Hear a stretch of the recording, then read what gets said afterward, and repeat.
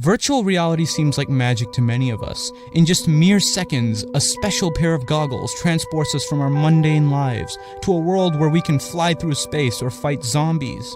However, for all the fun that is possible with virtual reality, one can't help but wonder, is virtual reality a two-sided coin carrying unforeseen long-term consequences on our health which we don't know about?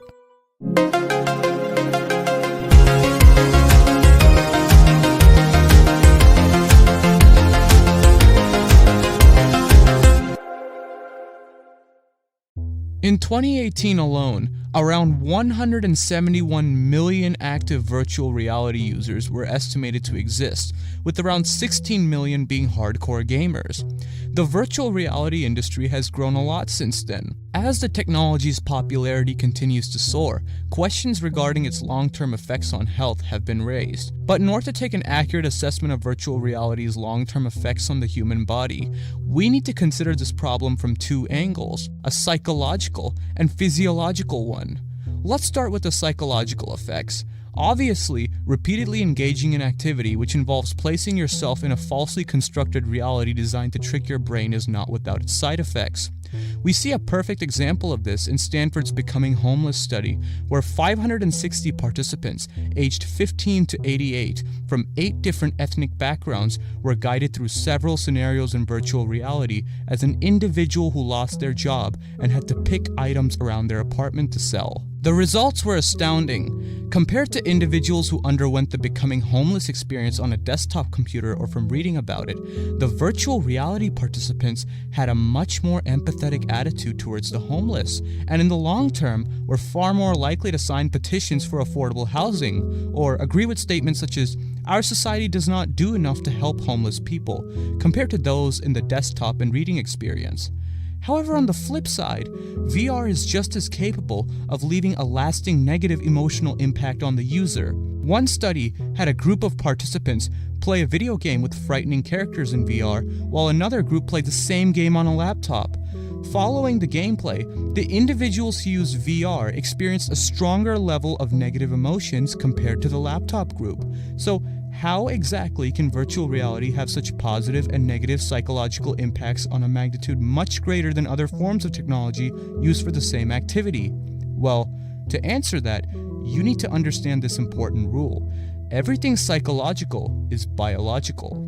Virtual reality's enhanced effects on attitudes and behaviors are a result of a psychological phenomena called absorption.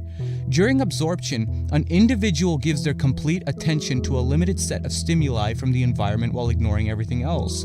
This difference is apparent when we examine the brain under an electroencephalogram or EEG. An EEG is essentially a recording of the electrical activity in your brain. Different wave patterns on an EEG correspond with different levels of brain activity. Individuals in this high state of cognitive absorption tend to exhibit alpha wave patterns on their EEG, which is a brainwave pattern associated with being more relaxed, awake, and less vigilant. In this state, an individual possesses better working memory and attentiveness and disregard for distracting information. Additionally, a decrease in beta wave patterns was duly noted in absorbed individuals. Beta wave patterns on an EEG usually correspond with an increased level of vigilance and anxiety. It doesn't just stop there. As discussed in our 2 previous VR videos, there are other notable changes in brain activity upon exposure to virtual reality, such as a decrease in activity in regions associated with pain processing and a decrease in activity in the hippocampus, an area of the brain associated with spatial mapping of the environment. However, what's more interesting is that children and adults seem to be affected by virtual reality differently. Brain scans reveal that under virtual reality, children had less activation of their prefrontal cortex, which is associated with higher level thinking. This means their cognition and thought process may be more malleable by virtual reality due to their underdeveloped brains. However, the topic of how children are affected by virtual reality is one that deserves its own separate video down the road, as more research is required in this area.